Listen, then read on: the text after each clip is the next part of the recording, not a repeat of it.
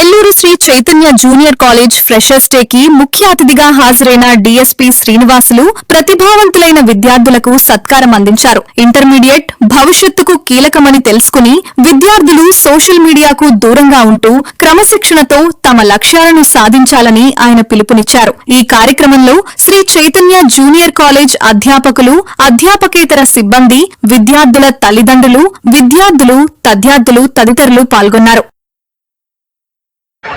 20 years Chaitanya junior college Ujwal Babu క్యాంపస్లో Sankalp 2K26 వేడుకలు ఇచ్చేసిన మీడియా బృందానికి, స్టాఫ్ మెంబర్స్కి, ప్రిన్సిపల్స్కి, ఏజీఎం సార్కి, అలాగే చీఫ్ గెస్ట్ డిఎస్పీ సార్ గారికి నా హృదయపూర్వక ధన్యవాదాలు తెలుపుతున్నాను.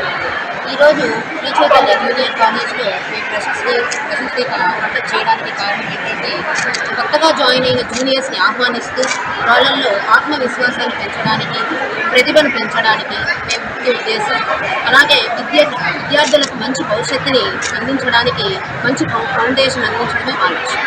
సో పిల్లలకి నోట్బుక్స్ చదవడమే కాకుండా డిసిప్లిన్ నేర్పించడం, టైం మెయింటెనెన్స్ నేర్పించడం, అలాగే వాళ్ళకి రెస్పాన్సిబిలిటీస్ నేర్పించడం అండ్ కమ్యూనికేషన్ స్కిల్స్ ఇలాంటి అంశాల మీద మేము ప్రత్యేకంగా మా శ్రీ చైతన్య ఎప్పుడు చెప్తూనే ఉంటుంది.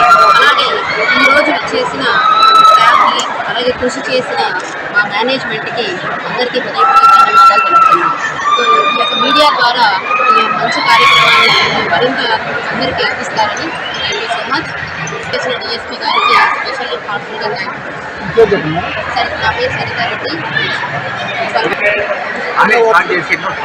20 years